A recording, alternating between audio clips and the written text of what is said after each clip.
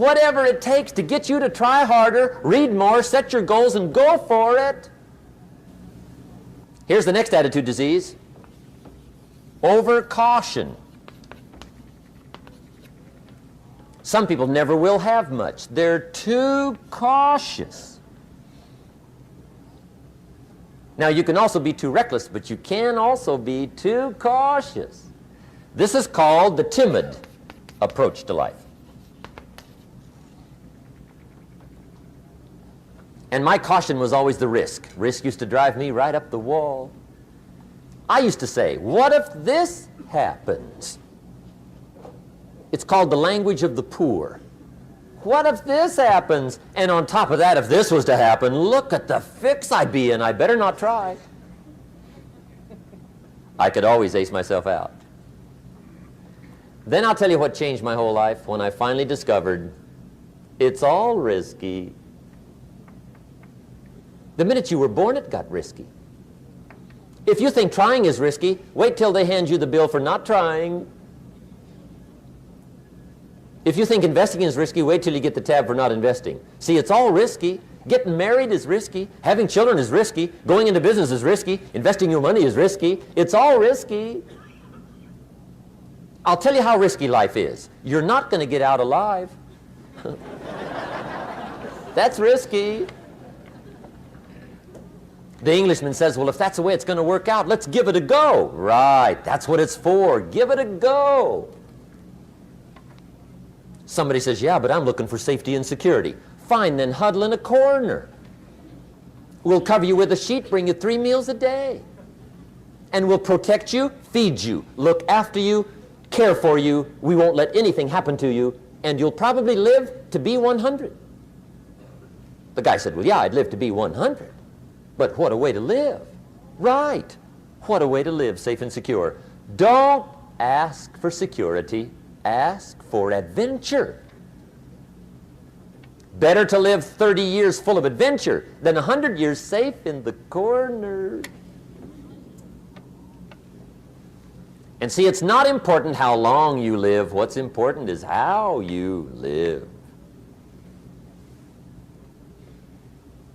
Here's the next attitude disease. We're almost through with this motley list. In fact, we're almost through. Hang on. The next one is pessimism.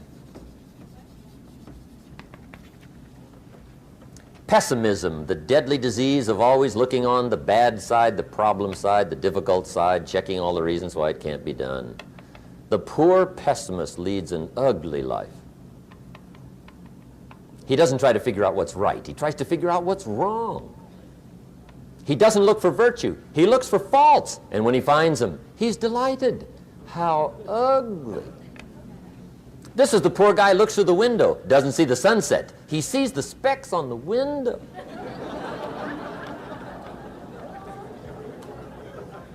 And this is the poor guy, right, who rushes up, takes such leave of his senses. This guy rushes up and he says, I've got 5 good reasons why it won't work. He's so dumb he doesn't know all he needs 1. He's got 5.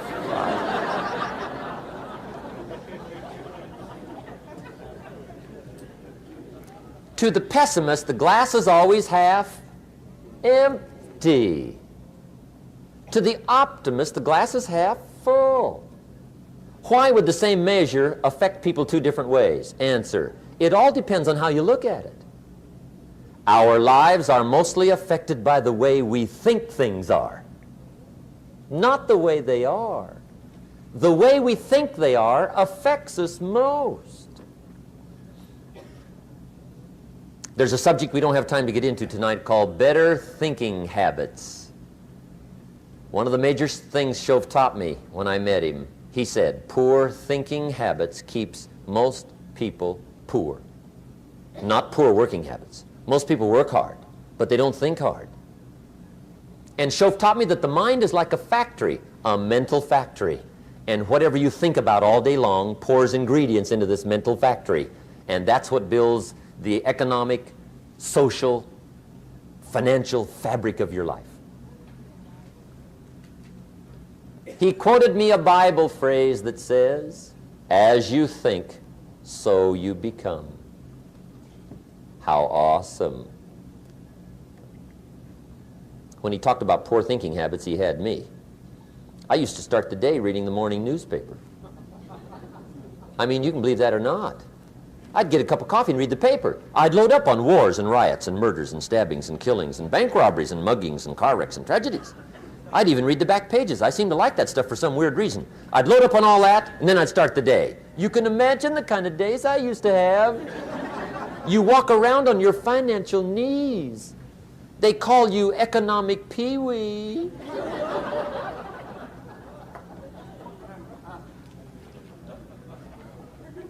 The guy says, I want to be a great leader. Wonderful. The first thing we do is follow him to his house. When we get there, we walk in and check his library, number one.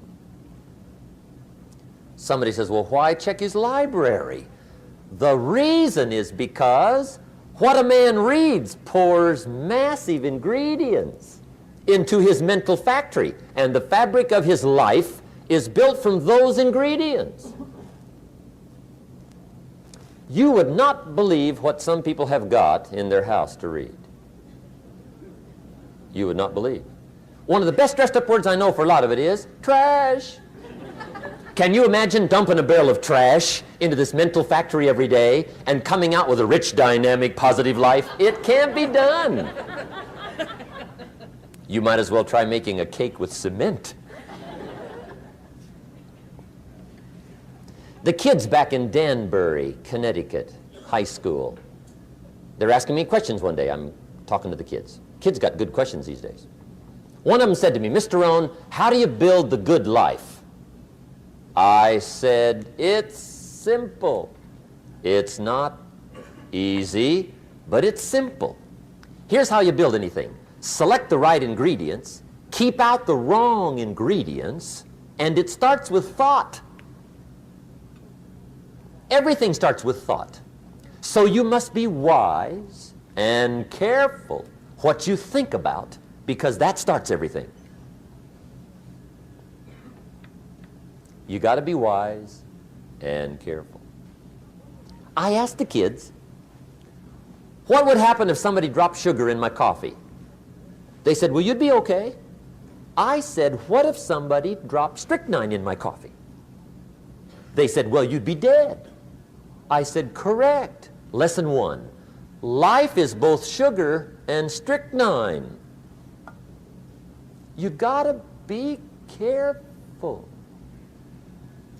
I said, what if my worst enemy drops in the sugar? They said, will you be okay? I said, what if my best friend, even by accident, drops in the strychnine? They said, well, you'd be dead. I said, correct. Lesson two, watch your coffee.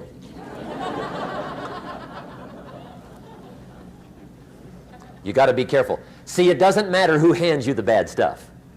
It doesn't matter where you get the bad stuff. It'll still do its damage on your bank account, wherever you get it.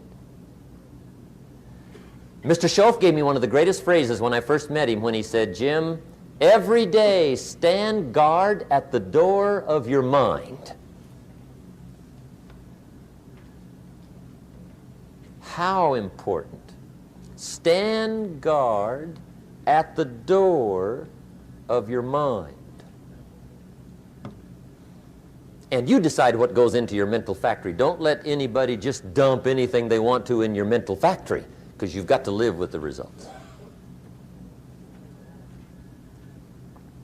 Okay, here's the last disease, and we're through with this list. In fact, we're almost through. Hang on. The last subject is very brief. The last disease, but this one is deadly. Engage in this one, indulge in it even slightly, and you might as well forget the future, because it's going to forget you. Complaining, crying, whining, griping, a Bible word called murmuring. See, that'll ace your future. Spend 5 minutes complaining, and you have wasted 5. And you may have begun what's known as economic cancer of the bone. Surely they will soon haul you off into a financial desert and there let you choke on the dust of your own regret. I hope I said that well, so you won't forget. It's a deadly disease. If you don't think it's bad, ask the children of Israel of Old Testament fame. Typical of us all, their story just happened to get in the book. Story says, children of Israel were slaves. God performed a series of dazzling miracles and got them out. And now they're heading for the promised land. Remember the story? Heading for the promised land. Tragedy of the story, they never got there. Reason. From day one, they started to complain.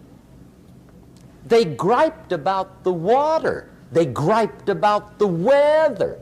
They whined and cried and griped about the food. They griped about the leadership.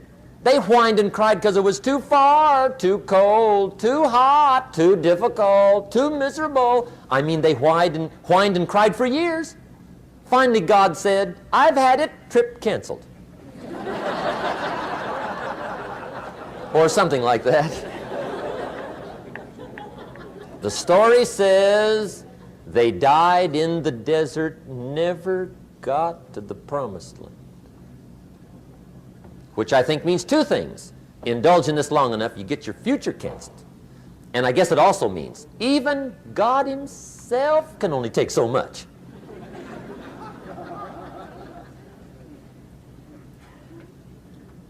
Okay. Just be on the lookout of the things that can destroy all the good you start. The war is on. And this evening, tomorrow, mentally, personally, socially, economically, you got to make sure you're winning the war. And this is part of it.